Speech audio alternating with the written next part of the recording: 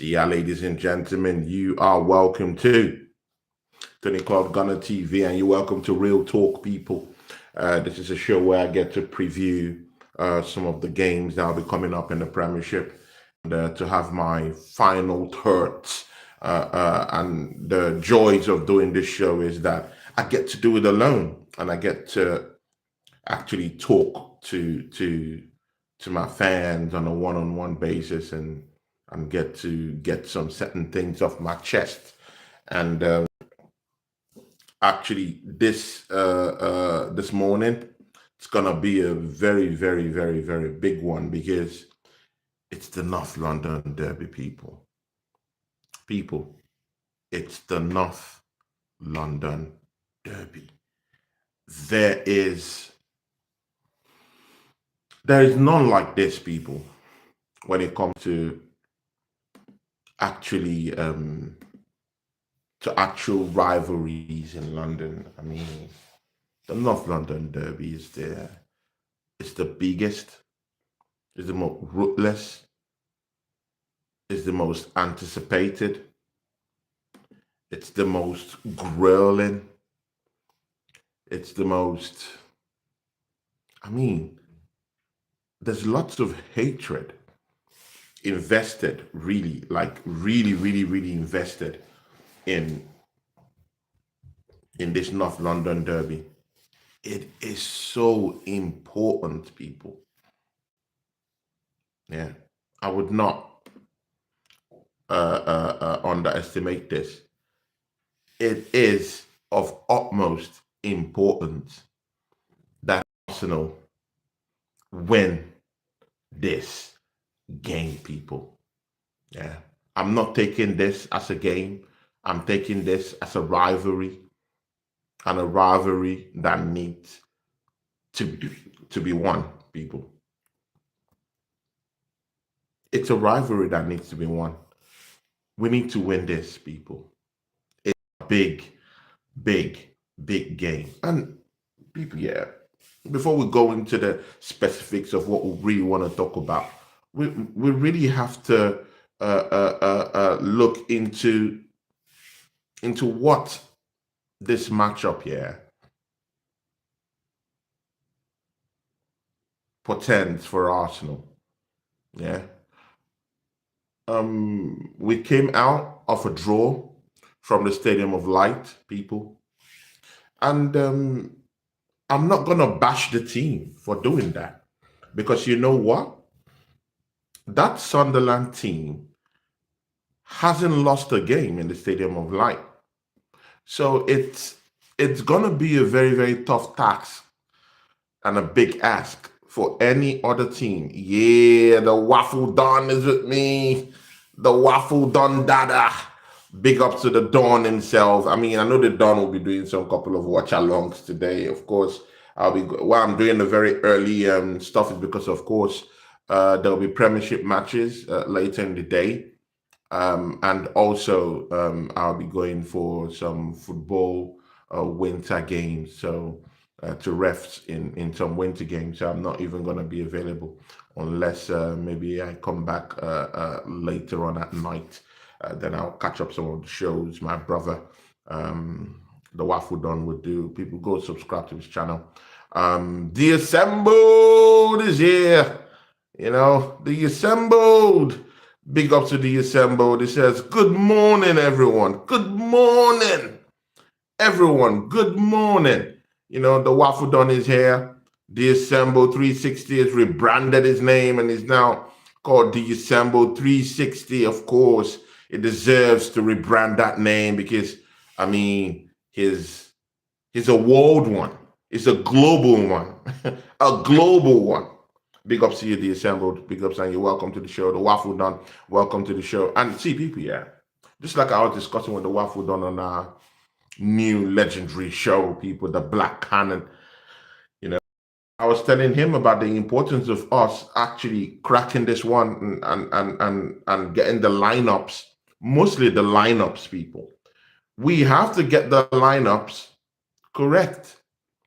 But that wasn't the train of thought I was following through. I'll say come back down to how we should structure this game, on how the framework of this game should look like. But when you look at that game against Sunderland, it was very tough. Sunderland, a very well drilled team, and I keep telling these rivals, I kept telling the assembled, this point that we got at Sunderland at the end of the season, we might either rue it or we might either praise it as something that we got that many other teams would lick their wounds not getting. The Stadium of Light is a very, very difficult stadium to go play a game in these days because that team is looking more stronger. It's a well drilled team, people. Well drilled team. I don't care what anyone is chatting to me about. It's a well drilled team. Even Chelsea couldn't even beat Sunderland. So what are we talking about? It's a well drilled team. The point we got from that Sunderland game is a very, very, very vital point. On a good day, Arsenal would have card and lost that game. We've seen it time and time again. Yeah. But the bulk doesn't stop there. This is the catch now. Sunderland is a top 4 side, people. People forget this, yeah? They just look at Sunderland and they say, oh, it's a newly promoted a championship side that just, guys, that's not the case. Sunderland have played 11 games. They've scored 14 goals and they've only considered 10 goals, people. How many people in the league, in the league right now have less than 10 goals conceded? How many Premiership teams have less than 10 goals, considered this season? You'd only find 2. And those 2 is Arsenal and Manchester City. City have only considered about 8 goals this season, people. Arsenal have only considered about 5 goals this season. Chelsea, who is in 3rd place, big ups to Wilson. Winnie. That's my guy, Wilson. Wilson, ever smiling Wilson. That's my brother. That's my friend, Wilson. Wilson has always supported me on my channel. And I go down to his show on Instagram and go support him a little bit too because he's doing some kind of like reaction kind of shows on Instagram. People follow Wilson Owene. Very great guy, good guy at heart. And people, I'm thinking of bringing back Wilson Owene, people. I mean, I used to have good times with this brother on my channel. So, Wilson, I might have to discuss with you on IG and let's see about a part way of you coming back and making your return to Tony Claude Gunner TV 2.0. How about that, people? Wilson Owene, big up to you. He says, hello, Tony. And he says, I believe that the title race is between Arsenal and Manchester City. Says, hi. See, people, yeah, take this Manchester City bounce back, yeah, with a pinch of salt, yeah. They've not yet been tested. But you know what? They've not been tested this season. I still say this. They've not really been tested. Any team can go on and beat Liverpool right now. That game wasn't a big test because Liverpool is on a downward spiral. So any team can actually beat them. Yeah, you could say that, rivals could spin that thought and say, yeah, Arsenal didn't beat them, but we met them earlier in the season. The blood vessels are still purging and are still, intact. Right now that they've spent most of their energies and most of their time actually trying to recuperate from defeat. It looks hard for Liverpool right now. So any team can beat them because they're vulnerable right now. Injuries are crippling into that team. So, I mean, right now, the morale is low. So any team can grace Liverpool. Hence, I am not taking what Manchester City did to them, as anything of a bigger basis. I'm taking it with a pinch of salt. They have to go against Sunderland. Yeah, they have to go against teams that would actually kick you.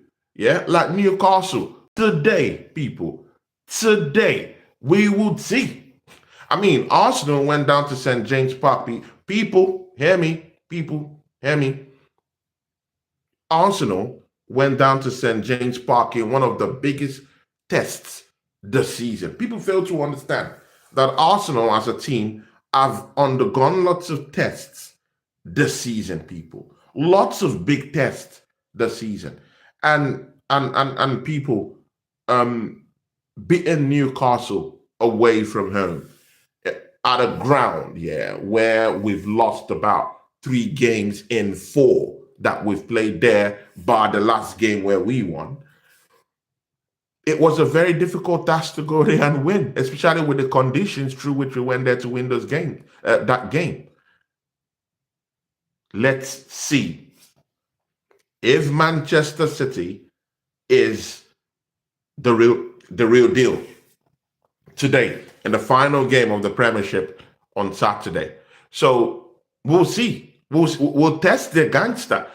This is in fact, the team that has the bigger test this week is Manchester City. Tottenham is in a bigger test for us because I know we always win at home. It's always a given. We always win at home. And I don't think that Tottenham Hotspurs has got what it takes in terms of squad depth, in terms of the players they have on the pitch, in terms of the fitness levels of the players, in terms of momentum. I don't think that Tottenham have got what it takes to actually derail Arsenal this weekend. So, and it's a home game. It should be a comfortable one for Arsenal. We can talk all about, the injuries that we have. We'll talk about that later on. But right now, I don't think this is a big test for Arsenal. But it's a pressure game. There's a difference between a test and a pressure game. This is not a test. This is a pressure game because we never got maximum points from that Sunderland game. So it's very imperative that we keep our title, our title credentials intact, that we don't right now, that we don't bottle it right now. It's very important that we hold the fort, that we win this game this weekend. But on the flip side, the team with the biggest test is Manchester City. See, the Waffle Don, I'm not saying that sports game wouldn't be a tough game. It's the North London Derby. It's always a tough game. But it's not the bigger test for Arsenal this season. It's not the bigger test. It's just a pressure game. It's a North London derby. It's a pressure game where Arsenal needs to win. That's just it. But it's not a test of our title credentials. I want to slightly just differentiate between those two. It's never a test for us. Yes, if we win, we could actually say, okay, it really shows that Arsenal could really, go further. But really, that's Tottenham with most of their players injured already this season. They have Kulusevski out. They have Bissouma out. There's questions about Kudus. We heard that in training, but there's questions about Kudus' fitness levels. They have their defenders on point. Their defenders are okay, but there's also lots of questions, about creativity in the middle. They've lost James Maddison for the whole season. Richarlison, yes, he gets by against us most of the time. He scores against us most of the time whenever he plays against us. Anyway, but it's not really that big of a threat. Where would the passes come from for Richarlison to score goals? Colomwani, who came from the French Riviera, absolutely isn't really fire on all cylinders. Even if I do like him, as a player, but I don't think he has what it takes to actually break that out in the defense again and again and again. He might have a lucky goal here and there because I'm not still certain we keep a clean sheet. That's a difference. I'm not certain we keep a clean sheet in this game, but I'm sure we have enough to get over the line. It is not going to be a test of Arsenal's credentials. It's just a pressure game that we need to win. And if we win it, it's good for us because we can show that mentally we can actually come back and stop the rot. I'm not looking at that Sunderland game as a potential rot. I'm just looking at it as it's one of those games where you might literally drop points because of the form of that team. So we dropped those points. But it's imperative that Arsenal stop dropping points here and there and just go and just win this matchup against Tottenham. Yeah. It is a big pressure match. It is a match that we must win. It's a must-win match. There's pressure. We have pressure down there now. Not really a test. It's a big pressure. It is a game we must win. So it's either we win the game by all means necessary. That's it. I'll be going through the charts here and let's have a formal discussion with everyone in the charts here. Of course, the Waffle Don assembled Wilson Owene is still down here. There was something the assembly posted here. It was a long draft, but he's deleted it. Wilson Owene says, it's been a while since I've been on your channel. Yeah, that's true. Wilson says, Liverpool are on a downward spiral. They're absolutely awful in my opinion. Bro, even their defenders, bro. Their defenders are suspects, bro. Horrible defending. And you tend to ask yourself these questions. Does Konate, does that Konate and Virgil van Dijk partnership, is it really the best the Premiership has to offer right now?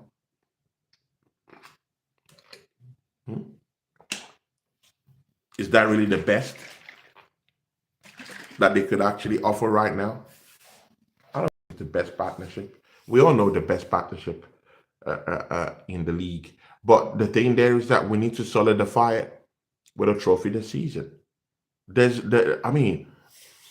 I've always said that Arsenal have got the best defense in Europe. We've got the best defense in the league. But it's actually time to crown glory with some silverware. How about that? We need to solidify that legacy. Yeah, we need to solidify it by winning trophies. That's the only way we get to solidify this crowns. That's the only way we get to solidify this individual pichichis that will win it, people. But let's see what Wilson and the Assembled says here. It says, Liverpool are on a downward. Yeah, I've read that one. There is no way in Abyss that Liverpool will catch Arsenal now. 8 points is a huge gap for anyone to catch. Yeah, exactly. I think so, people. I don't think, I'm still seeing some delusional people, yeah, some delusional fans, yeah, that are still saying that Liverpool is going to catch up Arsenal in this race, people, where Arsenal is in 26 points and where Liverpool is languishing, people, in 18 points. They've conceded 17 goals. People, wait a minute. I know this is a London derby, not London preview, yeah, but let's talk about it, yeah, people. People still nurse the ambition, yeah, that Liverpool is still gonna cut that gap over Arsenal and have that challenge with Manchester. People genuinely still think so, people. I'm not joking. There are some people that actually still think that Liverpool are not done yet. They think that they're still in touching distance. But is Liverpool really in touching distance, though? They're in 18 points, yeah. They're in 18 points. They played 11 games. They've considered badly, people, yeah, for a team to actually come back and bounce back. They have considered horribly this season, people. Yeah, the defense is in shambles. They've conceded about 17 goals this season. They've only scored about 18 goals. Yeah, which shows that the profligacy and the proliferation of goals in that team has been stunted. You know, it has been stunted. I mean, there is no way in the heavens that you would possibly say that Liverpool will come back from this. They've taken a deep dive into the dirt. They are no more in the dirt. They're now in the soccer way. They're now in the toilets. Yeah, the rolling the gutters, and I'm not really sure that they can actually wash up the dirt from the gutters right now. It's that bad. A team conceding 17 goals has no place in the top two. A team conceding 17 goals in about 11 games have no business being in the top two at this stage.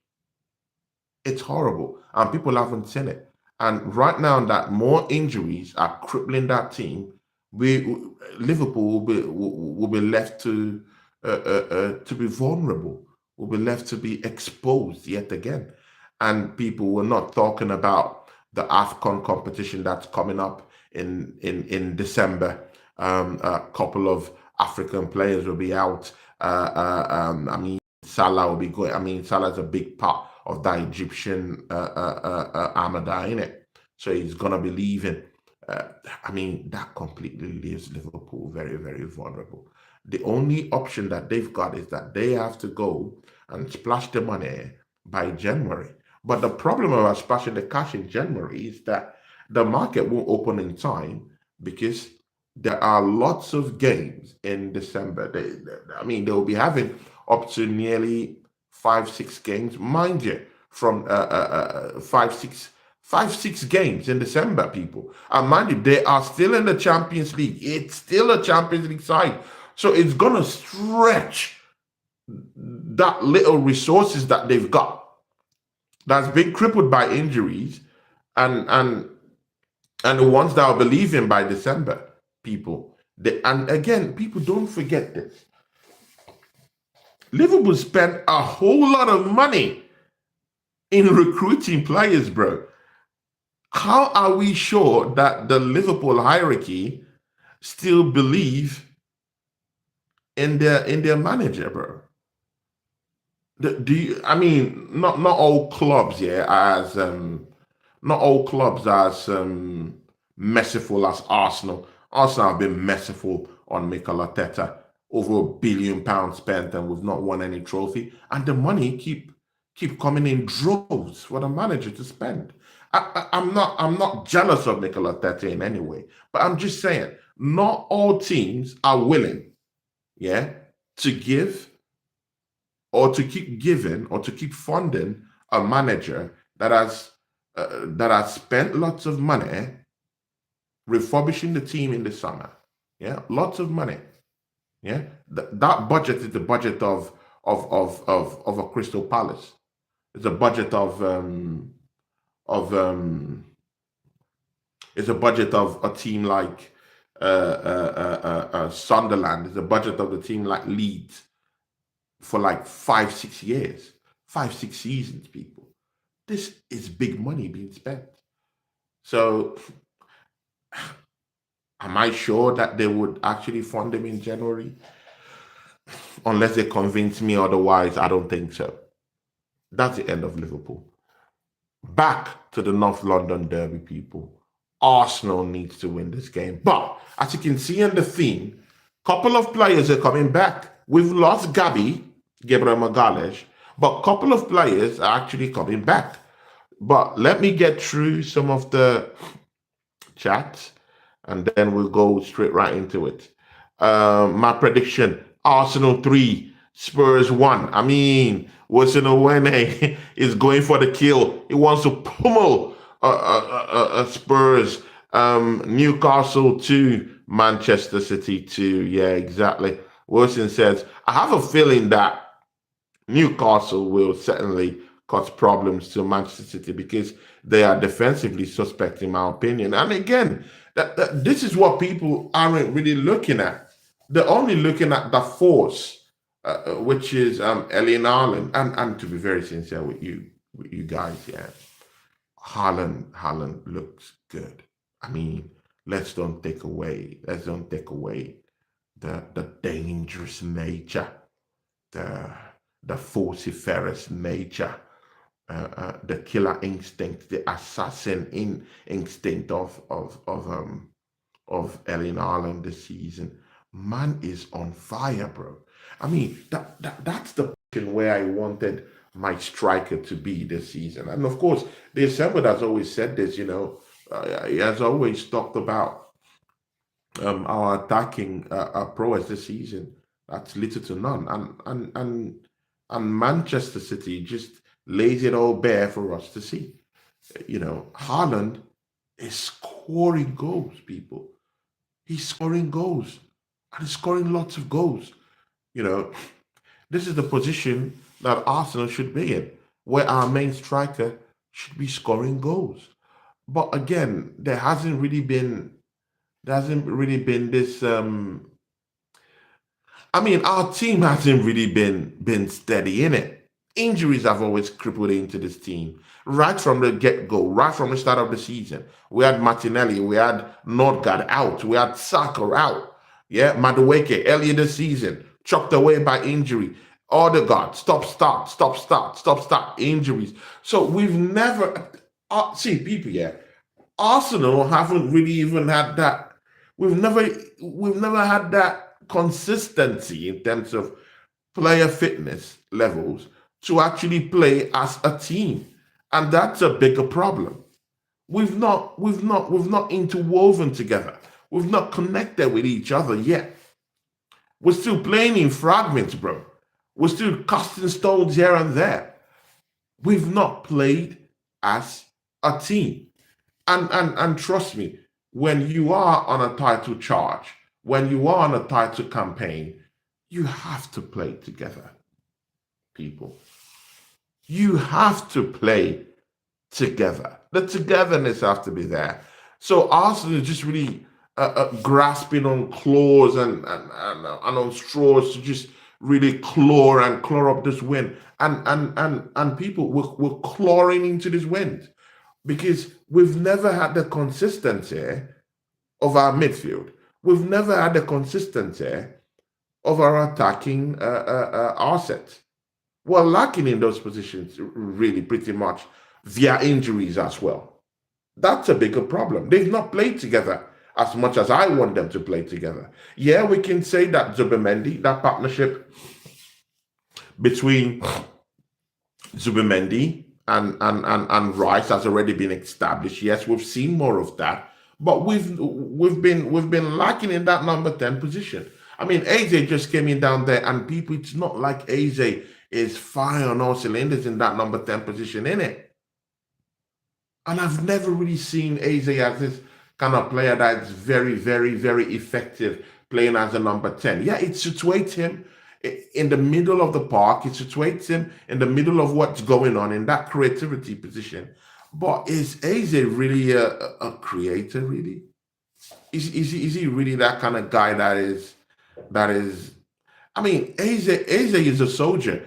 Comes through the left center mid, or comes to the left hand side and it's heading goal bound, causing chaos. I mean, he's that kind of guy. Yeah, he's not your most prolific goal scorer, but he's that kind of guy that could actually open up defenses. Yeah, find pocket spaces, not necessarily creating, really, not really creating that much, but he's that kind of guy that could actually just open up games.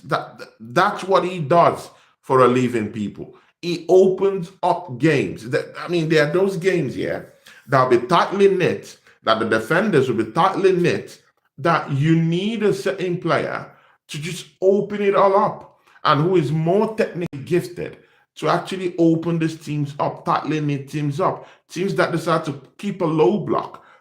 That is what Eze is more of a professional in doing. He opens up those games. Yeah, he could find, again, I'm not saying he's not a creator, but he's not a top creator, bro. I mean, we could say him coming from the 10. Yes, he could create. I'm not saying he can create, but he's not someone that can overtly create, though.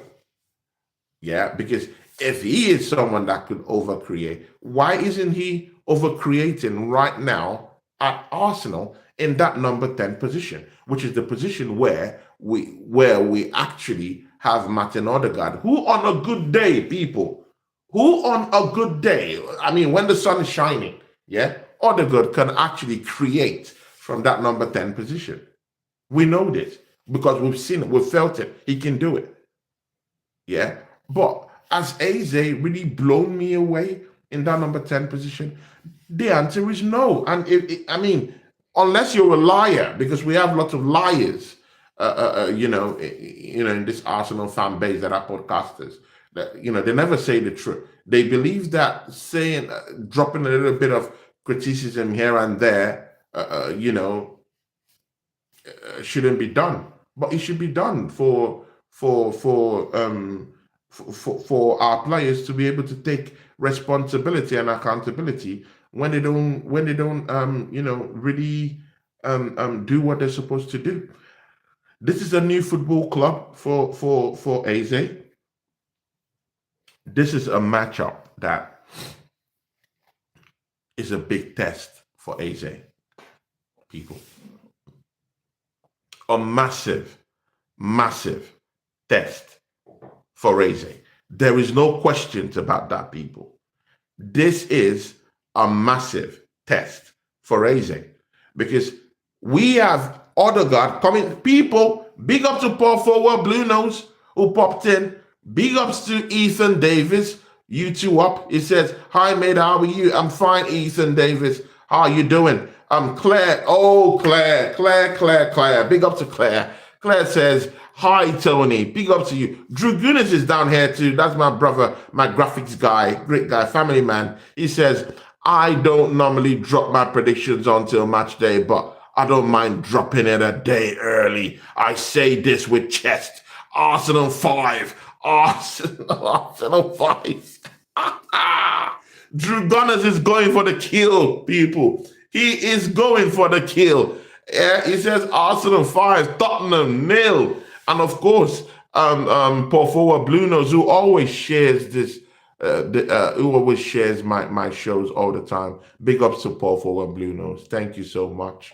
Thank you so much, my bro. And it says, I'm going for a 3-1 Arsenal win tomorrow in the derby. Big up to Paul Forward Blue Nose for that. And the Assemble says, it says both teams need a win tomorrow. A draw doesn't do the team any favors. The team that loses could end up in a tailspin. Exactly. Now, if Tottenham Hotspurs draw this matchup, people, they could go as low as 9th to 10th in the league, people. Because if Liverpool wins, if Bournemouth wins, if Chelsea wins, if all these other teams that are in 18 and 19 points, in 18 points really, because we have up to 4 teams or 5 teams that are in 18 points. If Tottenham lose that game tomorrow, they could actually go down to 9th to 10th, people, because Sunderland could be able to win their game. They go more further. They get 20-something points. If Bournemouth wins that game tomorrow, they have that chance of gazumping Tottenham, still that same today. If teams like Chelsea still maintain their spot and they win their game, they'll still be in 3rd position. Yeah, in it. There's also another team there's Sunderland, people. I mean, there's a lot of all these teams. Manchester United, people, if Liverpool win the game, they would go into 20-something points too. So we have lots of teams that are in bracket 17. Even a team with 17 points could actually gazump Tottenham on the table if they lose. So Tottenham have to win the game. I had a show with Deji Sports the other day on my brother's channel, Northside. Man was saying he wants a draw. And I'm like, okay, I get it. It's going with the injuries and everything. I completely get that. But Tottenham Hotspurs, I don't think they've lost a game away from home this season, people, in the Premiership. I mean, quote me if I'm wrong, people. I really don't think that Tottenham have lost a game away from home this season, people. They've not done that. So that's a solid team playing away from home. It's a solid team playing away from home. Again, this is not a test for Arsenal. I keep saying it. It's just a pressure game for Arsenal. Arsenal just need to do what they need to do and get the win out of this game. And we don't have to take it as something that would boost our title credentials. No, not Tottenham. Tottenham doesn't have the key to do that for us. The team that are very key that we smash up are teams like this Sunderland, the return game against Newcastle, teams like Bournemouth, when we meet this kind of teams. There's Everton teams. I mean, these are the teams that would literally keep Arsenal ahead on the table if we win and solidify our title ramp up. People, these are the teams. They take points from us all the time. Even West Ham, bro, we might even look at West Ham as a team that's that's on the chopping block right now. But people, we've seen this before. It's all these little teams, that come up and actually test Arsenal. They test our title credentials, people. We've seen it all before. So this Tottenham game isn't a decider for us. It's a pressure game. It's a not London derby, heavily contested, that we must win. It's a pressure game. It doesn't do anything for our title charge really much. It doesn't really do anything. Personally, I don't think so. Tottenham they're not in top four. They're not a team that's gonna literally win the league per se. It's just a heated, not London derby, a highly pressured one, because Arsenal failed to win their game against Sunderland. That makes this game a very high pressured one that we have to win. It's pressure. We need to win. The pressure is on. So one thing about pressure and Arsenal, people know this. Arsenal don't do quite well when we are pressured to win games. People, don't get this twisted. We are pressured to win this game. We need to win this game, because if City, for some odd reason, today, Saturday, win the game against Newcastle, people, Arsenal will just be 1 point above Manchester City. Let that sink in. Think about that, people. Just take a minute. Take a minute. Let that sink in. Let that sink in.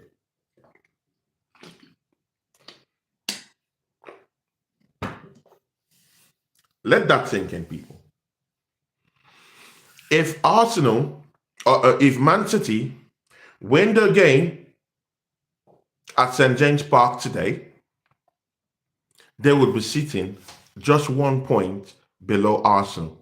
Now that's a gap of nearly up to 6 points, eaten away in less than 2 weeks, people. That's a gap of nearly 6-7 points, eaten away, completely eaten away by City in 2 weeks, people, of Premiership football. I mean, it's getting scary. But Arsenal can alleviate these pains. We can alleviate these worries by winning this highly pressured game. So it's a pressure game. We need to win. It's a must win. It's a must win. We need to win, either by hook, either by crook. We need to win this game on Sunday. It's a it's a pressure game now. Yeah. And again, I told the Waffle Don that when Arsenal drop points, we have this tendency of dropping points in droves. We like dropping points in a flurry. Like, we could play against Sunderland, drop points. We could play against Everton, drop more points, and it just keeps going until we stop the rot, and maybe probably go to Dubai and get to come back mid-season and then start winning games again. So it's very, very important that we stop the rot, people. Very important we stop the rot and just bounce back winning again. We need to win against Tottenham Hotspur. No excuses.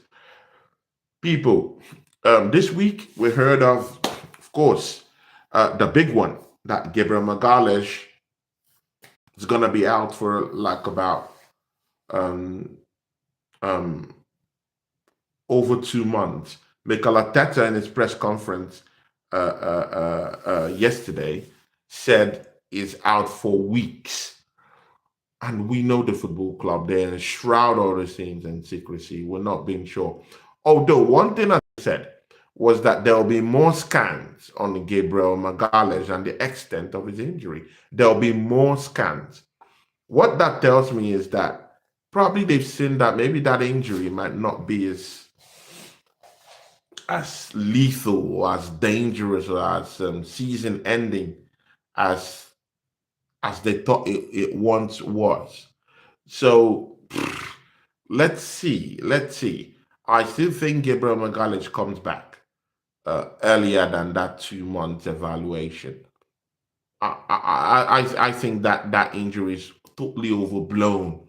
The way they've put it, it's totally overblown. People, it wasn't stretched off the game. Yeah, there was signs of discomfort, but it wasn't really per se. It wasn't screaming and shouting and begging for help. That kind of a thing. It's just this kind of injuries that are niggly and kind of like slightly painful. So I don't know. They're saying he needs surgery for it. But would Arsenal want to risk it for him to go under the knife, people, and potentially losing him throughout the season? I don't think so, bro. And I don't think surgery is what we need for him right now. He just needs to rest that groin, rest that muscle, and take medication, get back to rehabilitation, and get to come back in let me say after a month. But to just clearly sideline him through injury, through a surgery, I'm not really a fan of that right now because we still need him in that defense, people. Whether we like it or not, he's a rock. And now that he's left, it has left something big, uh, uh, uh, uh, uh, uh, big, a big discussion is going to brew now. Who scores our set piece goals, people? Now that Gabriel Magalhaes isn't there, who scores our set piece goals? This is the big question. Yeah. Now that our attack hasn't really been defined just yet, we don't know. Of course, I have news about attacking assets that are coming back in this game. But we have not been defined this season by our attack. Our attack hasn't really defined us this season. Our defense, on the contrary, and slightly our midfield, which is that partnership between Declan Rice and Zubimendi, has actually situated our season to where we are right now. It has propelled our season to where it is right now, and of course, individual performances by of course Saka, has also helped us out this season. Jurien Timber this season has also done that too for us. But apart from these individual battles here and there, yeah, missing Gabriel Magalhaes dampens our set piece prowess. Uh, I think so. I think so. So Arsenal will need to redefine the way to win games. And this is the bigger problem. Is Mikel Arteta in tune to actually change the way he's going to play, to actually redefine the way he's going to try to win games? This is the bigger people. This is the bigger question, people, because Gabriel Magalhaes has been central. He's been an important part of our set piece prowess, people. And Arsenal have gotten up to nearly 65% wins from set pieces, people, this season. Nearly 65% of our wins have come through set pieces, people. Set pieces. And Gabriel Magalhaes has been at the nucleus of that. If he doesn't score, he's the one trying to head the ball for the other guy to head the ball in. He's a big threat. I mean, him just standing there in the post alone, yeah, amongst defenders, opposition defenders and center halves, yeah, puts fear in their hearts, people. This is the thing. So now, without Gabriel Magalhaes right now, out there, right now, yeah, do these teams still fear Arsenal? Do they still think we're that potent? That we are that scary in set piece setups? Because one of our biggest threats has just been totally bundled out by injury, thanks to that Brazil-Senegal friendly, people. So it could really affect us in a way that people aren't really accepting right now. Yeah, we have to play to see the deficiency right now. That's where we are right now. We have to play to sense it, so that we see where the problem really is now that Gabriel Magalhaes isn't really there. But if I were Mikel Arteta, now is the time to stop defensive-centric football and just go all out. Trust your attack. Now is the time to actually trust the players you with. You have to trust them right now, because Gabriel was a very big, and people keep forgetting this, that Gabriel Magalhaes is not just a defender for the Arsenal. He's not just a defender. Gabriel Magalhaes doubles as our best defender at the football club that we've got in this football club. But he also doubles as a leader in that team. Leaders are not what Arsenal have really got. Mostly vocal leaders, people. We don't really have vocal leaders, people. And that's a bigger problem with us. How many players are really that vocal at Arsenal? Saliba is not a vocal player. Timber isn't a vocal player. Yeah. Odegaard isn't really a vocal player. I mean, he throws up hand signs here and there. He runs his mouth a little bit here and there in a controlled manner. Swaps his hair and does lots of hand signs. But I mean, it's not really a vocal kind of guy, innit? Yeah. Gyokeres is not a vocal guy. Yeah.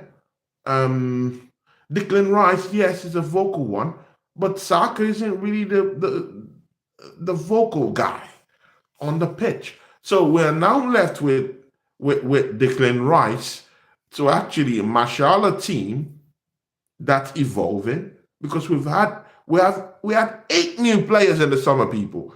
8 new players. 8 new players. And none of them are vocal, people. None of these 8 players are vocal. We can talk about Kepa. Kepa is a little bit of a vocal guy, but he's second string, isn't it? He's second string.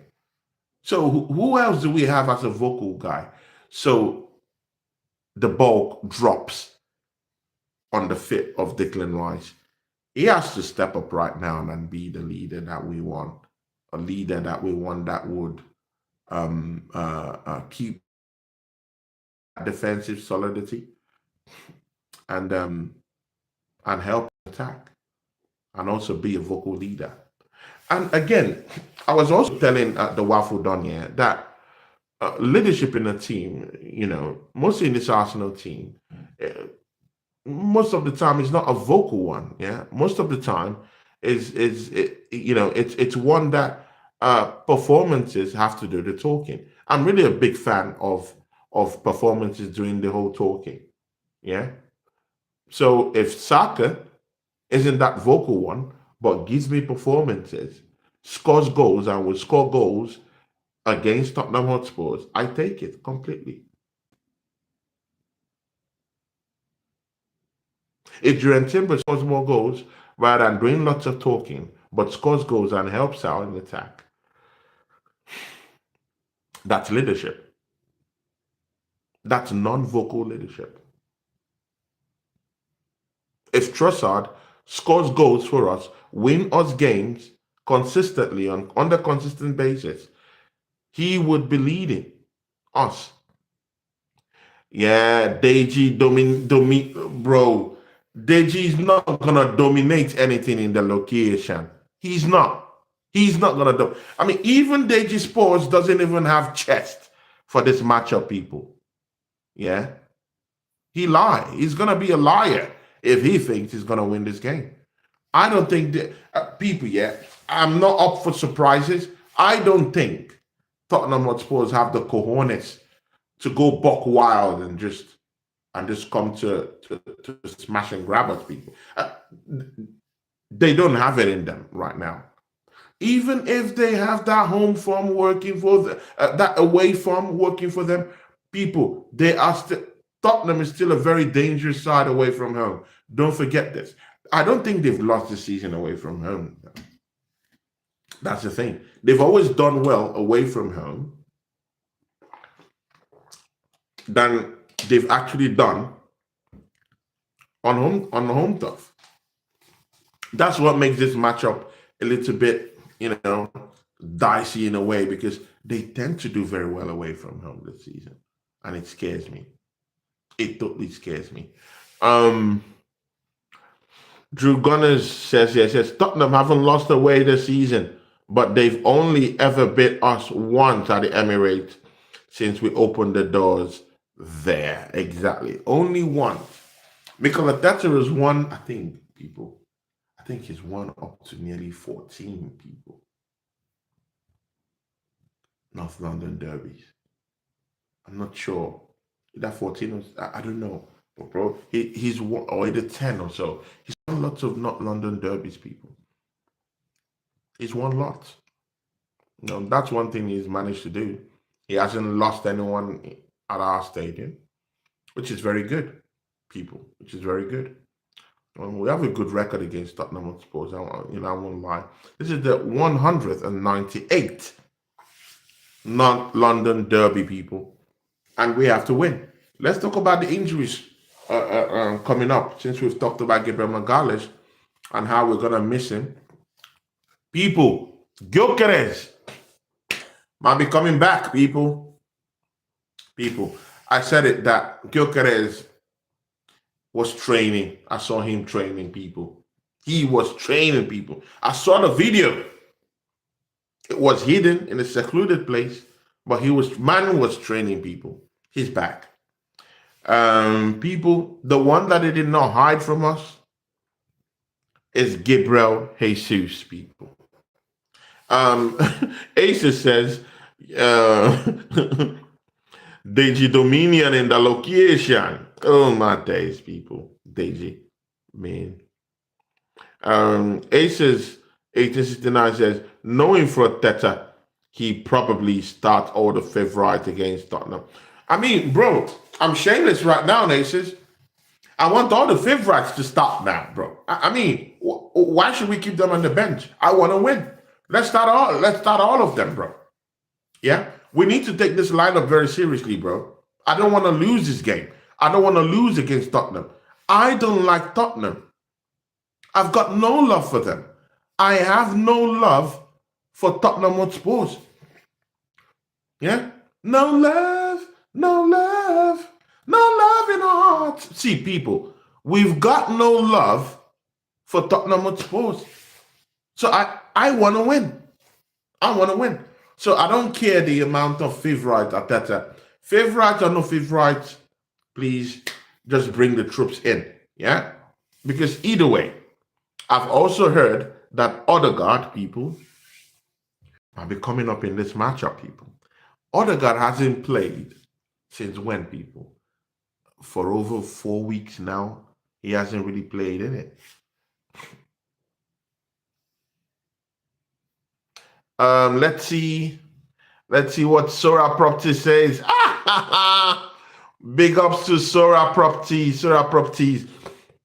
How are you doing, my bro? Hope you're good. Happy Saturday to you. And if you have a family, happy weekend to you and your family, my bro. And Sora Property says, you get bitten today. We are not playing today, by the way. Sora. I need to show his comment. I don't know why his comment is not showing. Yeah, but again, please, on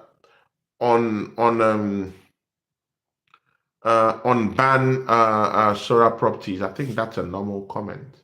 That's a normal one, but it is what it is.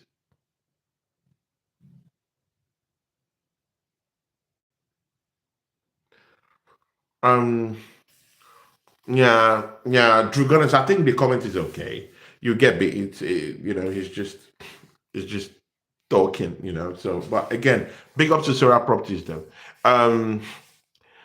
Aces says City will win against Tsunami. Bro, we can't say that, bro. You can't say that, Aces. We're not sure. We're not sure about that City game. We are not sure about that City game. That City game, see, City go away to Newcastle. Do you know how hard it is? Aces, do you know how hard it is to play Newcastle away from... Bro, do you know what it means to play in St. James Park? I'm sorry. It's not going to be a walk in the park. And again, Newcastle has always potentially been a boogie team for Man City. I'm not saying they've always won. I'm not saying that Man City will go there and car, but they've caused lots of problems for City along the line in lots of Premiership battles. So I'm not gonna see them. I don't think. I think they have enough. This is where I'm going to. I think City have got enough. Mostly injuries have favored them this season. They don't have much injuries now, apart from Rodri. I mean, Pep came out a few days ago and said the only injuries in this team that he's gotten is Rodri, who has had a long-term injury. So you can't actually factor that in. That's a long-term injury. And Kovacic. Apart from that, all other players are intact. So they've not got the injury. People, Man City haven't really been tested this season, bro. This is what I'm saying. They've not really been tested by injuries, bro. Arsenal have. We've been tested by lots of injuries, bro. We're going into this London derby scared of the kind of players that will come in, people. City haven't really been tested, bro. In terms of injuries hasn't tested them this season, bro. They've not had an injury to the talisman in Ireland, bro. I was expecting Haaland to go down anytime, but bro, man just keeps stringing it out, bro. Yeah, he doesn't look like going down. He's always fresh. He's always running. He's always scoring goals, and he's potentially dangerous. And I keep asking myself, why is it that Arsenal's most dangerous players, hypothetically, tentatively, are always injured, are looking off it, people? Yeah? On our side, Madueke is off. Gyokeres is off. Martinelli is off. People, bro, the injury worries in this team is scary, people. Yeah? And not only on that, yeah? Why do we have to get the old injuries, people? But then you see a team like City just thriving, people. They play in the internationals too. They play in the internationals too. They play these competitions too. So why aren't they on the receiving end of deadly season-ending injuries, people? Why does Arsenal have to be at the nucleus? Why does this injuries have to be central to us? So There's a foundational problem with the way we use players and with the way we rotate it. And again, people, if you claim you have the biggest squad, if you claim you have the most complete squad in the Premier League, you need to flex it, people. If Arsenal claims that we have the biggest squad, people, that we have the biggest squad depth in the league right now, as it is right now, we have to rotate, people. We have to switch it up, people. Yeah? We can't be dealing with these injuries time and time again. It derails our season, people. It derails our season. It derails our season, people. Because I'm looking at City, Cherky is okay, Mamouche is okay. Haaland is killing teams. They're literally scared of him, people. Foden is injury free. Donnarumma is looking good, no injury. Bro, Vardiol is looking good.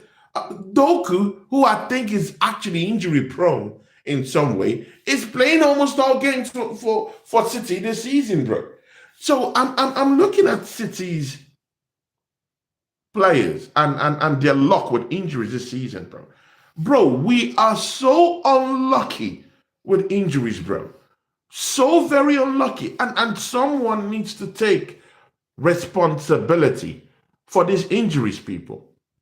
It just can't continue to happen time and time again. And now we've lost one of the most potent nucleus in our set piece taking, in our set piece goals, in our set piece arrangement, in Gabi No. That's a big dent on our title credentials, people. It's a big dent, people. Losing a leader and your best defender at the crunch time when you need to gain more points, when you need to gain more ground over City, yeah, over Chelsea, over Sunderland right now, over all these other teams that will be coming up to fight us for this position, people. Now is the time we're losing our biggest and best players, and not just biggest and best players, our leaders, people, to frivolous injuries, people, in games that doesn't really matter. A friendly against Senegal.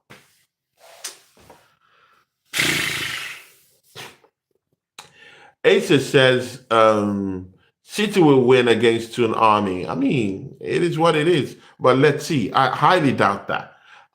Drew Gunner says, I caught the wrong button. I get you, bro. Asa says 1869, Haaland gonna have a field day against Ramsdale on goal. Oh my days, people. Oh my God. Can you imagine, people? Can you imagine? I mean, Haaland is a scary striker, people. He's a scary striker, bro. I mean, have you seen the way he plays? Man, doesn't bro? He plays all this and that's what hits me differently. Yeah, he plays all these games. Yeah, he plays all these internationals. He plays all these Premier League games. He plays in the Champions League for both country and club. And he wins games for them. Yeah. He wins games for them. He's at the crucial, moments for them. He gets this wins for them. But yet Arsenal can't even keep Gyökeres fit, whom, by the way, never used to get injured when he was in Sporting Lisbon. At all. Man doesn't get injured, bro. You can count how many games, yeah, he's missed as a Sporting Lisbon player. He's always there. He's always there. So, and I was telling Brother Igal and some other brothers I saw on Igal's channel when I was on Igal's channel this week. And I told him, I said, hey, see, I don't want to turn this into an Ateta bashing thing, but we need to start looking we need to start looking holistically at the causal foundations of why Arsenal is getting all these injuries and other teams aren't. I mean, other teams are though. I get that, but it's not to the extent that Arsenal is actually losing these players, bro. It's not to that extent. Dare was actually talking about the internationals, but every other team have to play these internationals too. So that argument is null and void because other players have to play in the internationals too. They have to play in those internationals too.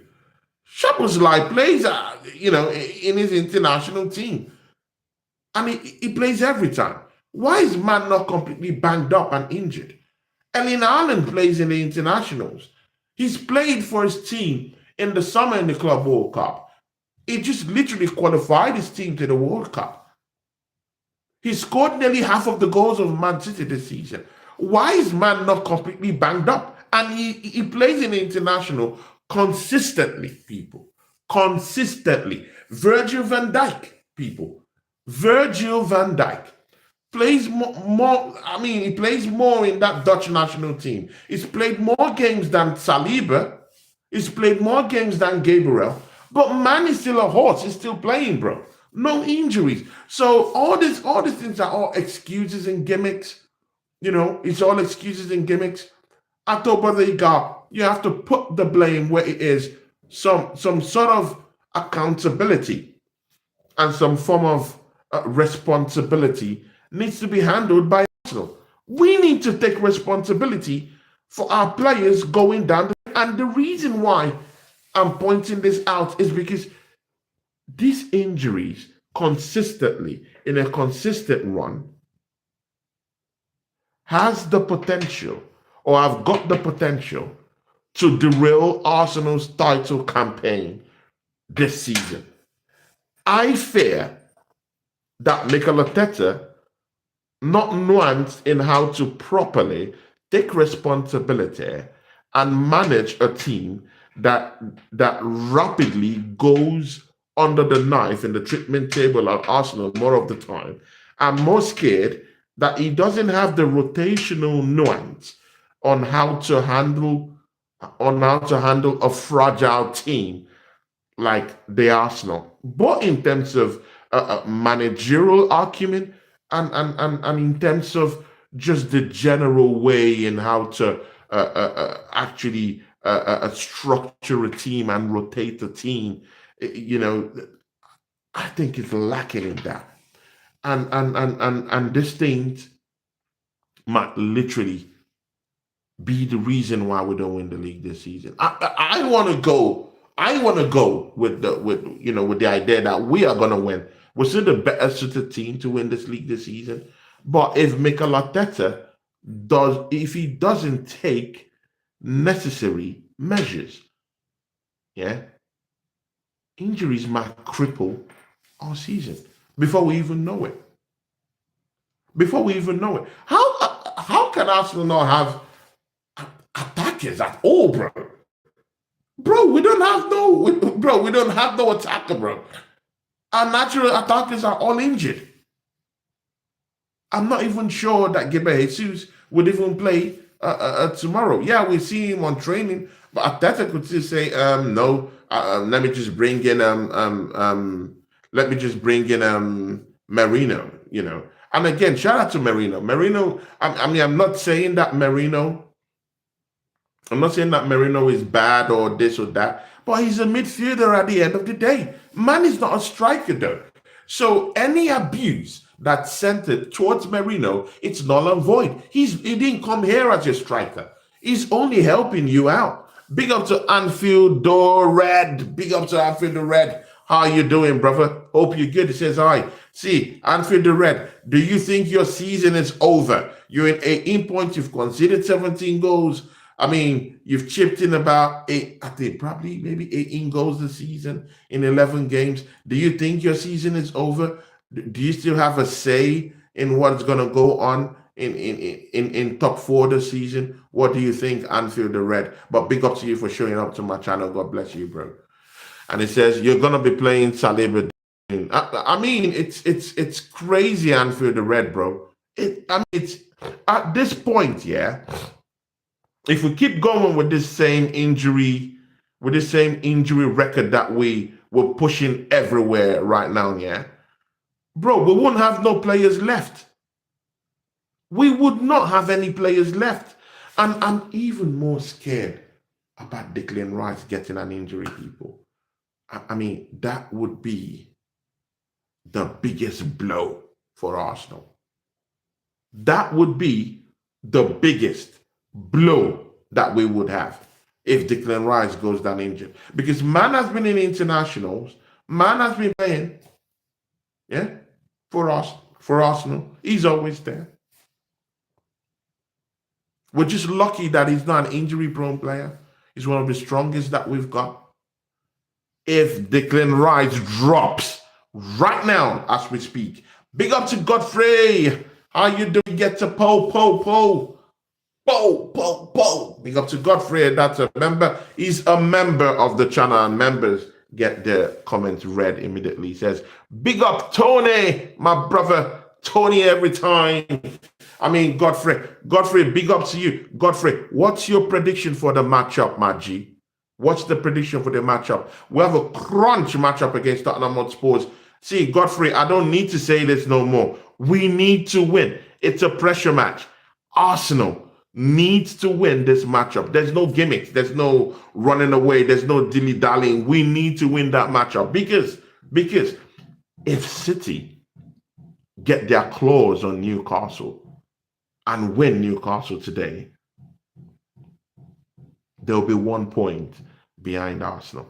All that gap that Arsenal have already established within months, within all this months that the Premiership have started, people, it could all go away. It could all be wiped off this weekend if we don't win against Tottenham Hotspurs. Godfrey, do you think we have what it takes? I mean, my guy Drew Gunners has already said that we win easy 5-0. Oh my days, people! I would love to see that.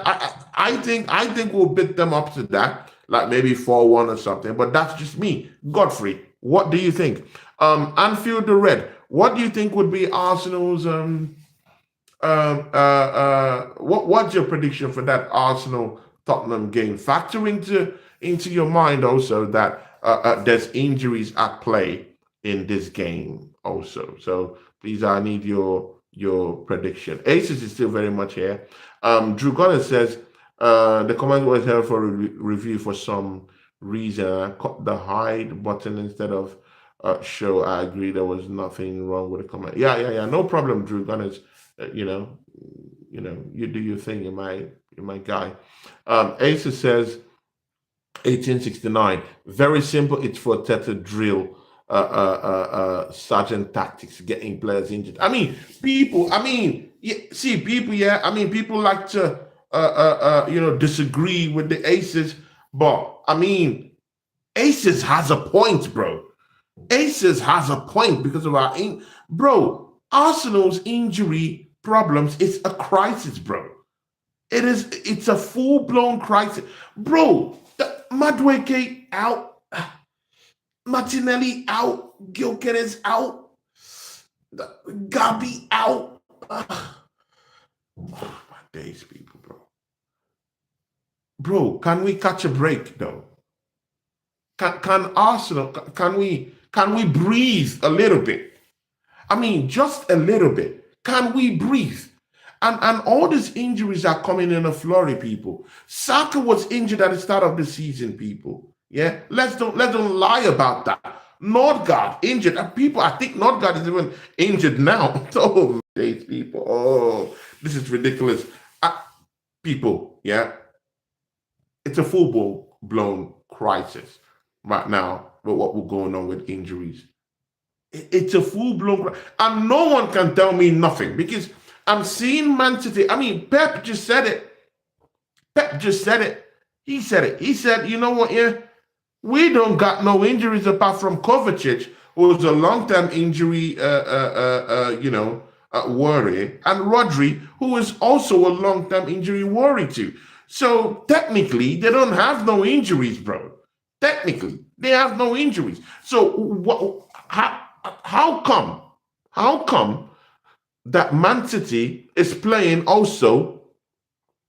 Man City players are also full-fledged internationals who play in the various national sides. Yeah, and they're playing a flurry of games too. Turkey plays in the internationals. Nunes plays in the internationals. Haaland plays in the internationals. He just took his team to the World Cup. Foden plays in that England national team. No one can tell me nothing, bro. What are we talking about? Vadio plays in the internationals too. So, bro, what are we talking about here? Nathan Ake plays in the internationals too. So they all have played in the internationals too. So why is Arsenal's injury worry different from a Man City? And Haaland keeps playing week in, week out. Man doesn't even look like even getting injured, bro.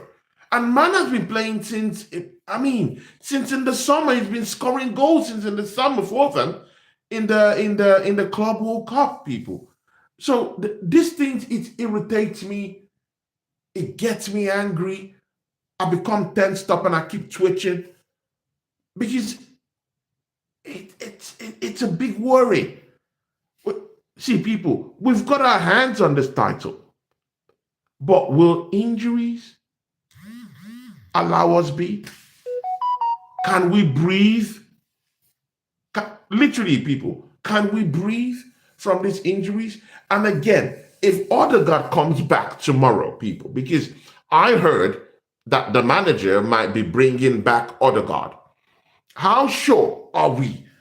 And we know that Odegaard might just come in and take that position of Eze. We understand this. If he comes in, people, yeah, how are we sure he's not going to go back to the injury treatment table yet again, immediately? How sure are we? How sure are we? So is it a fact that Arsenal is just unlucky with injuries? Or we take the option of what Ace has said, and he's saying it got to be the training methods. It got to be the tactics, bro.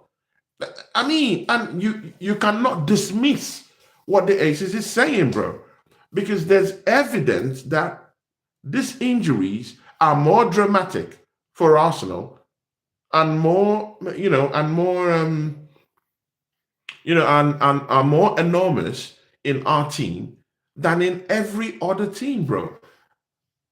Apart from Tottenham Hotspurs, people. Apart from Tottenham Hotspurs. I don't understand that, people. Clearly don't understand that. Of course, my guy Drew Gunner says, when is Havertz back? Bro, Havertz was supposed to come back this week, but there was a delay, there was a setback in his rehabilitation. Probably he has re-injured himself again. And they're now saying till the end of December. People, this is our lot. This is Arsenal's lot. This is our luck, people. Yeah? We're players who ought to be coming back from injuries and helping the charge right now still get back injured. And again, there is no assurances. That's why Godfrey is saying don't play Odegaard.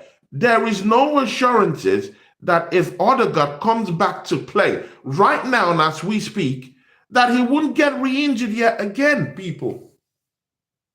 So why was celebrating that Madueke might come back? Why was celebrating that Gyokeres is coming back? Bro, what happens when they take one tackle, bro? What happens when they're hit where they've had surgeries, bro?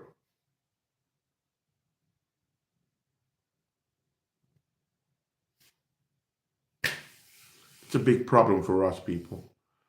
It's a big problem, people. and we need to. I mean, at this point, we just need to make things happen. At this point, despite all these injuries, I still think that Arsenal beat Tottenham this weekend. Um, Potential coming in, coming back from injuries that we have now. Mikel Arteta did not want to comment on Benjamin White, so we feel that Benjamin White is now fully okay and fit to play. Um, Gyokeres, he kept that closer to his chest, so I think Gyokeres, and I heard that he's been playing in training, so Gyokeres is back. Um, Madueke potentially is back.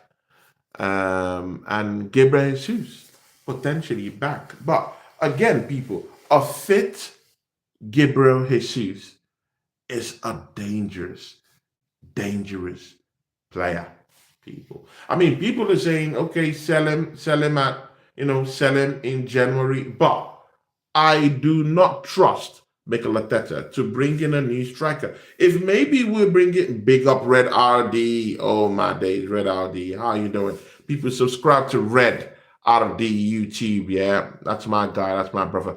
I will be seeing my brother in that game against Bayern Munich Champions League night with my bro Red RD. Red RD, what's your prediction for the North London Derby? You know we've got no love for Spurs. So please tell me, what is your prediction for that game, Arsenal versus Spurs, people? Let us know. And he says, morning, Rory. I mean, Drew Gunners and Red RD, these are friends, with Josh True. Shout out to Josh True. My guy just got to 20,000 people, subscribers. Josh True. I mean, it doesn't get better than that. I mean, Josh True. Very nice guy, super nice guy, super great guy. Yeah. And it's just nice to just see people like that just improve the game and keep going higher. Big friend of Rory, big friend of Drew Gunners, and he keeps going higher. So shout out to Josh. And he puts in the work too, He puts in the work. He's always doing streams. I used to have that kind of fire, but of course I'm not a family man. I can't really. I have to work. I have to do other stuff to put food on the table. So yeah, there'll be a time where I would really put much work into it though, but maybe not just now. But I'll just keep doing streams the way I'm doing streams. But I'll keep the push. But it is what it is. But Josh True Gunner has really worked his socks off to get to that position, and no man should take that away from him. He's been tremendous this season. He's been doing lots of shows, even from last season, bro. Man has been working hard, so he deserves the accolades, and hopefully, Red RD would. I mean, Red RD is busy with college people. I mean, he goes to college now, so I mean, uh, to do all these things with college too has its own. It's difficult. It's hard, but I mean, but in time it will come for Rory too, because Rory is a very very perceptive person. He's a great guy too, so he'll get there. But congrats to these guys. Yeah, these are my YouTube family, my YouTube friends that I've met over time, and they're great guys. And good luck to both Red RD and Josh True. These are great guys. But back to the London Derby. So Arsenal might be welcome Madueke. People, the potential coming back of Madueke. Prince Etam, see people, Prince Etam get a po. Is an Arsenal fan, and actually, yeah, where I did my master's degree in a place up north in Finland called Oulu University. He was my schoolmate, and he's a very great guy. This guy, like, he's a very very great guy. Yeah, very very great guy. He supported me mentally when I really needed him at the time, and that's why he's probably the only Oulu University friend I actually have on my social media, because I really respect what he did for me at that point. Not everyone were like that to me. So big up to Prince Eaton. Family man, Arsenal fan. Big up to you. Get to po. Big up to you, Prince Eaton. Prince Eaton, North London Derby. What do you think? What do you think is going to happen? Arsenal versus Tottenham Hotspurs. What do you think? Red Hardy says, I want to go 2-0 to the Arsenal. See, people, Rory, who is going to score the goals? And Rory, do you think that Gabriel Jesus is going to come back and do something? Because to be very sincere with you, I saw a show you did with someone. I don't know, there was a guy you did a show with, a young guy too, yeah. And you guys were, because I watch your shows, Red Audi, I watch your shows. And then you guys, there was a conversation about Gabriel Jesus. There's a conversation about Gabriel Jesus that you guys were talking about. And the guy was saying, you know what, yeah, a fit Gabriel Jesus is a potentially dangerous one. People, now that Gabriel Jesus is back, why don't we relegate Merino back to the bench or coming into the midfield in whatever a structure or formation we want him to come in? But let's bring in Gabriel Jesus and play as a point man and rest Gyokeres, who I don't think is really fit for this game, people. Let's use Gabi No, bro. I mean, I'm seeing him in training here. Gabi is looking good. He's looking good. Arteta, please use him. How about that, bro? Yeah, how about getting our money's worth? Yeah, from these players that have been in long-term injury. Yeah, he's been on long-term injury. Now he's back. Why are we not using him? He even came back before the game against Sunderland. People, let's be frank. He was already training. He finished his rehabilitation before that game against Sunderland. Why is man not playing, bro? Why is man not playing? Bring him into this game. Trust him into it. He's played in the North London Derby. He knows what it means to win in these North London Derbies. Why aren't we using him? So, I mean, if I were Mikel Arteta, I would be shameless right now. I would be excessively shameless and just bring Gabriel Jesus. Yeah, Mikel Arteta. And I know you have an ego, but please don't bring anything egotistic to this. Yeah. How about bringing Jesus? How about bringing Jesus? And again, the good thing about Jesus coming back from injury is that he could play both on the left-hand side and he could also switch it up to the right-hand side, which is where he actually played when he had his trophy-laden years for Manchester City. So, left, right, he could play both. He could play both. And the reason why I like this more is that now the big competition right now for places on the left-hand side, because we have Trossard playing down there. We have Martinelli, who is actually injured right now, people. And mind you, before his injury, he was also scoring lots of goals. I mean, he scored 3 goals in about 4 games, both with Champions League inclusive and all competitions. He scored about 3 goals, and he looked good just before he dropped down. Yeah, people. So this is what I'm proposing, and this is what I'm saying. Gabriel Jesus could be using that number 9 position, people. Because even Gyokeres hasn't really satisfied me right now as a solid number 9 yet for the Arsenal. He still needs to acclimatize and integrate into how we play. And again, we need to have our midfield intact. Because at the end of the day, Gyokeres is a striker that needs lots of passes. It needs lots of feeding. You need to feed the beast, people. That's how he has always played in Lisbon. You feed the beast. You send balls through him. You get balls across to him. It's either you look the ball up top or you're actually crossing the ball to him.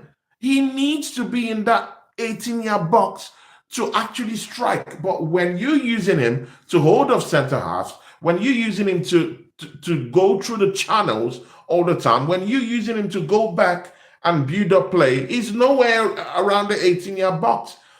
The structure, the way we play, the way Mikel Arteta structures this team isn't conducive enough for a player like Gyokeres, but it is conducive enough for Gabriel Jesus. He's that kind of player.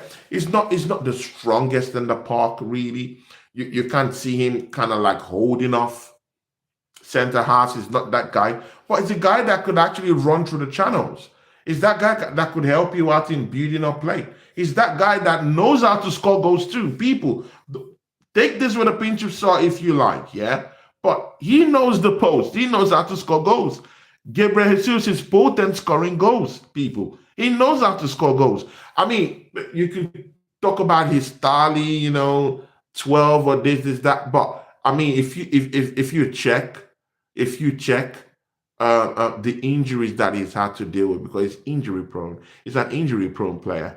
If you check the amount of injuries he's been at and the goals he scored, if he was not injured in those seasons, his tally would have reached maybe, let's say, 15, 16, 17, within that region, if he had a string of games. Even with his highest goal scoring tally, which is about 14 goals when it was at City in a season. If he was not injured and he continued, he would have gotten, like, let's say, within the region of 17, 19, 20 goals if he wasn't injured. But again, we're not here to do if, buts, and maybes. We're here to do reality. So in reality, I know he can score goals. He can. It's in his wheelhouse. But most of all, he's a chaotic player. He's that kind of player that can cause lots of chaos in and about from the wings. He cuts in. He's a technically gifted player also. He walks his socks stylishly. And he has a very good pressing game. Yeah, he might not be that kind of strong guy that could hold off center halves, but he's that kind of guy that causes a lot of chaos with his movement, his technical abilities. He knows how to dribble. He knows how to find spaces, in mostly pocket spaces, mostly with teams that want to defend totally against Arsenal. He knows how to get around that. So just maybe, Jesus coming back might be what Arsenal needs. The thing there is, will Arteta put faith in him? Will Arteta put faith in Jesus? Let's go to the comments.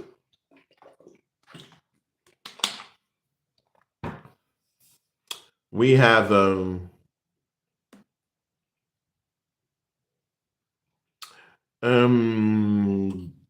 Godfrey says Arsenal 3 statement victory. He thinks it's gonna be a statement victory. Okay. Drew Gunners, my brother, says here, he says everyone was talking about our squad depth, and a few injuries have knocked us back to square one. Oh my days. I won't lie to you, bro. Even me too. I was basking in this euphoria that Arsenal have got an elite depth right now. I mean, when you look at our bench, yeah, we have Merino on the bench, coming up from the bench. We have Madueke coming up from the bench. We have Odegaard down there. We have Max Dolman on the bench. We have Waneri on the bench. People, and even right now that all those players are coming back from injury, Martinelli will be back there. Gyokeres is a starter. Bro, we have Nkapi who is down there. We have Mazzuchelli. People, we have squad depth. I mean, there's no question about that.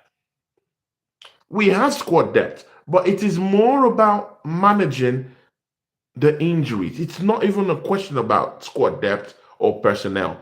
It's more about managing the injuries, and that's why my brother down here, Prince Itam, says he is worried. He says it here with that broken love sign, which shows he's torn apart by this. He says, worried with all our injuries. And again, if you're an Arsenal fan, you have to be worried about the injuries, because Man City, bro, again, the reason why I keep going back to Man City, it's because they're the clearest team to actually challenge it for the start of the season. And the fact there is that they're not getting injured, bro. Haaland is looking good. Cherokee's looking good. Mamouche is looking, bro. If Allen drops now, Mamouche takes his place. It's simple. It's easy. Savinho is down there. Is looking good too. To come from the bench. How about that? Doku doesn't seem to want to get injured. And man just got a couple of goals against Liverpool, and his confidence is that sky high. The defense, yeah, even if it looks suspect, but they still have Vadio there. They still have Nathan Arcade there. Nunes is still down there with them that likes overlapping. I mean, bro, they have all this, all this crop of players. Foden is still looking good, people. They have the old horse in Bernardo Silva, who's still looking good. So Man City, I'm not looking on slowing down because they have an elite manager who knows how to manage injuries and the fitness levels of his players. He's more nuanced in it. That is the Don. He's nuanced in it. He knows how to do this. Yeah, and that's why I'm a bit scared, because Mikel Arteta is not really known for rotating. It's just this season that I started seeing Mikel Arteta like really try to make substitutions a little bit more earlier, before we have to wait until the 80-something minute before we saw a change. But these days we now see changes come in halftime. We now see some changes coming in the 71st minute. I mean, he's changing in that, but I just really feel that he hasn't fully grasped the managerial argument of actually managing injuries. And that's why Arsenal is I mean, it's riddled, bro. Yeah, with lots of injuries across the deck, bro. How can we be dealing with nearly up to 4 to 5 injuries in our attack alone, people? In our attack alone, up to 4 players out. Yeah, Madueke, Martinelli, Gyokeres, Jisoo, bro, it's too much.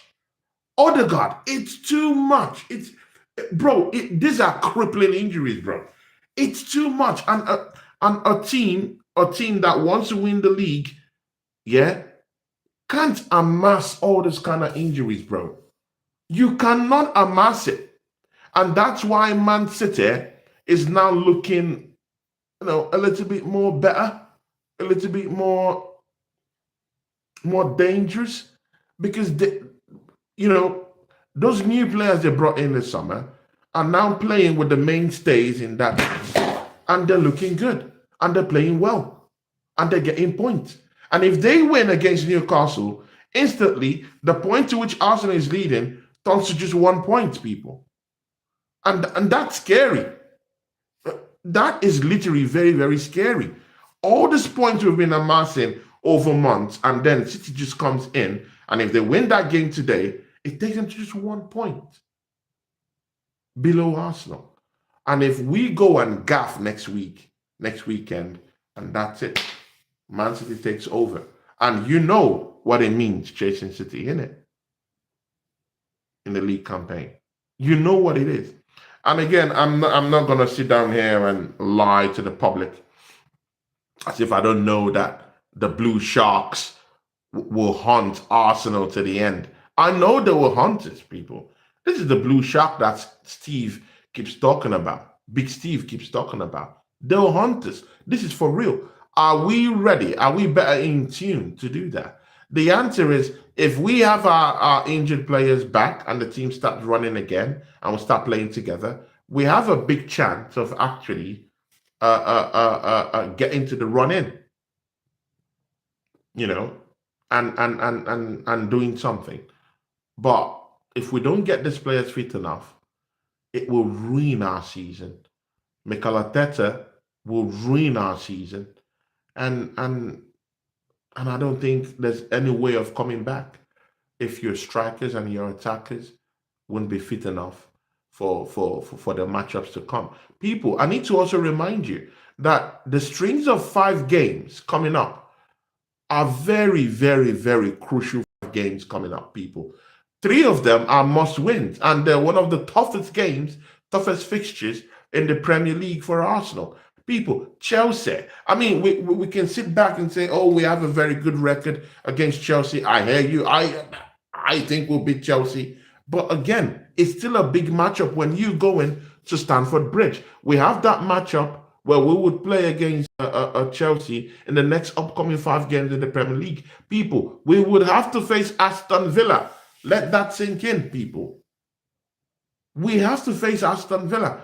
People, in the stretch of 5 games, we will also have to face Everton, people. I'm also thinking we also have to face Bournemouth too. These are tough games. These are games you have to grind, and you need your experienced players. You need winners. You need players that know how to get over the line to play against these teams: Everton, Chelsea, Aston Villa. I mean, Unai Emery, he has a bone to pick against Arsenal. He's always derailed our season. The past 2 seasons, he's always won us. We need to impose ourselves in those kind of games. I know we have to follow the games one at a time. We have to go with winning Tottenham. I get that, but again, you need your full force. You need your armada. You need your army to go against these teams. And you can't go against them when all your players are crocked or injured. You need the band together. You need the band together. So we better have to manage this injury crisis that we have here. Drew Gunner says, if we didn't mess around in the transfer window and just got deals done, Gyokeres would arrive in time to gel with the team during preseason. I mean, these are big thoughts, bro. Exactly. If we didn't dilly-dally about, Gyokeres would have been here, settling with the squad, ready to go, because he's a hitman. People, we all know this, that Gyokeres is a bagsman. We know it. We've seen it. The evidence base is there that Gyokeres is a killer. Is an assassin. He scores goals. He's a bagsman. We know this. But we are not, when we brought him, we thought he's going to be of that Erling Haaland ilk, Victor Osimhen ilk, Aguero ilk, because he's built like Aguero. He's built like Aguero. I've seen heavy strikers, like heavy. Might not be the tallest, might not be a 6 foot plus guy, but I've seen bulky, heavy players, actually score goals and become a legend or potential legend in England, people. I've seen Aguero score lots of goals for City. I can compare him with Gyokeres in terms of how they look. It's a bulky player, not easy in the eye, but he has the grit, he has the doggedness, he has that dog in him, can fight. Same thing with Gyokeres in terms of his body physiology and how it looks like, body framework. Why can't he get goals the way Aguero actually did for City? No consistency. And that's because he never had a preseason with Arsenal. I mean, the manager has to hold that one. I mean, you have to take responsibility for that one, innit? So it is what it is. But instead of just throwing blames there, throwing blames everywhere, sometimes you just have to, enjoy the good, the good news too. We have Madueke likely to come back. We have Jesus likely to come back in the North London derby, and this is fun because Gabi Jesus understands what it means, what the North London derby really means. So, to be nice to see him have his comeback on Sunday. Odegaard, I heard that Odegaard will be coming back in. People, I don't know. Do we put Odegaard there for creativity and send Eze either to the left or to the bench, people? We all know Mikel Arteta has his favourites in this team, and he favours Odegaard real well.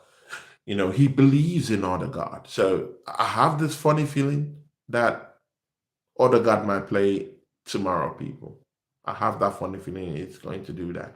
But people, we've come to the end of the show. But again, Tottenham, people, Kolomwani is fit to play. He's going to be wearing a mask tomorrow.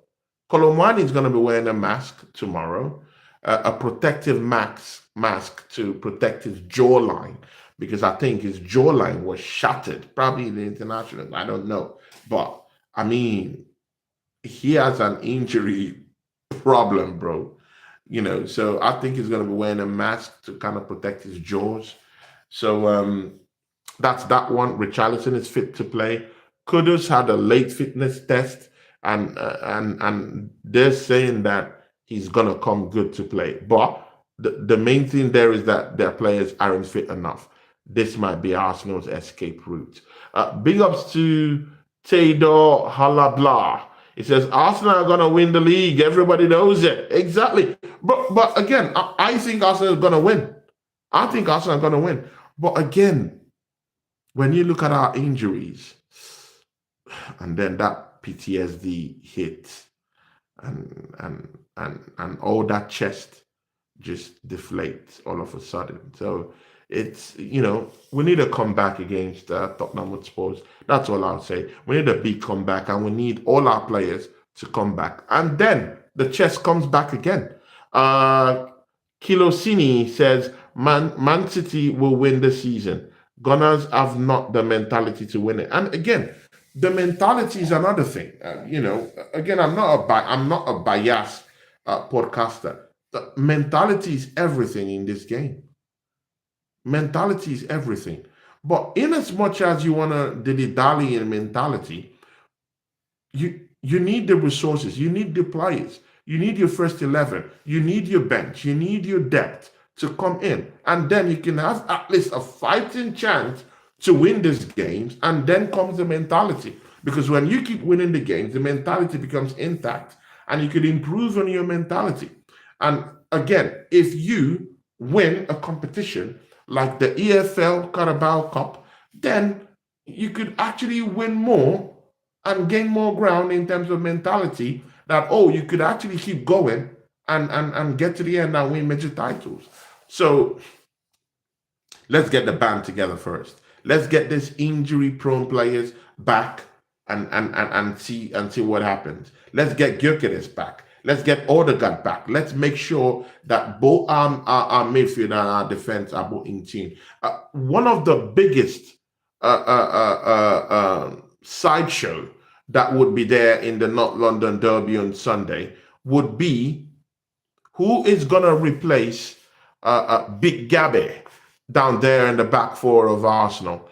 Would it be Mosquera, or would it be Incarpe? People, I would prefer Mosquera, and that's to some reasons, yeah. Incarpe is well suited down there because he's a natural left-sided center half, people. This is the truth. Natural left-sided player, but again, he just came back from injury a couple of weeks ago. He hasn't really had a run in at Arsenal. I wouldn't just trust him down there. Yes, in the second half, he could come in to have time to play, but Mosquera has been a mainstay there. He's always been the go-to person to come to replace injured centre back. He plays both on the right, he plays both on the left. He could play at left back, he could play at right back.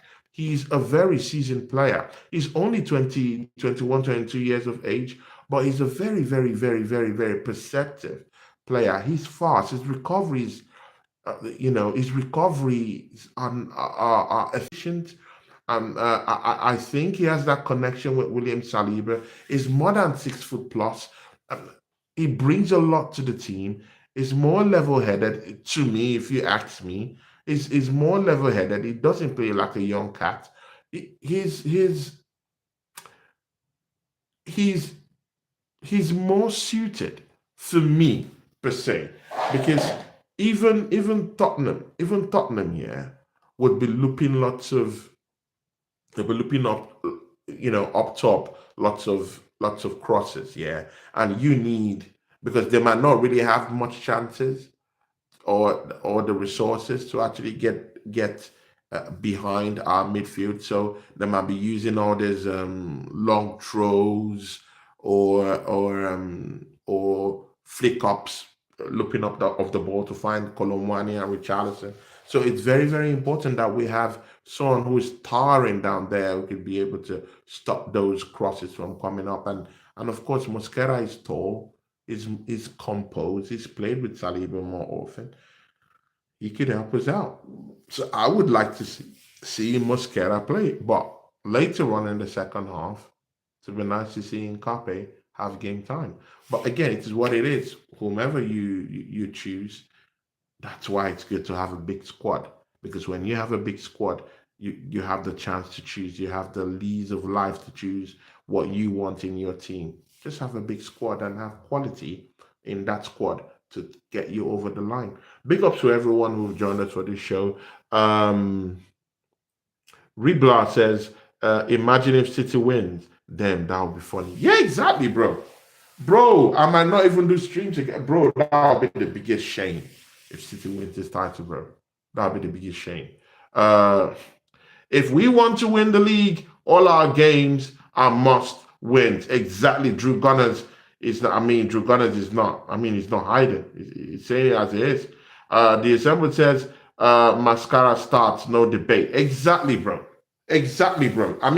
Easy does it. The Assembly says it as it is. Mosquera starts. He starts. He's more fit.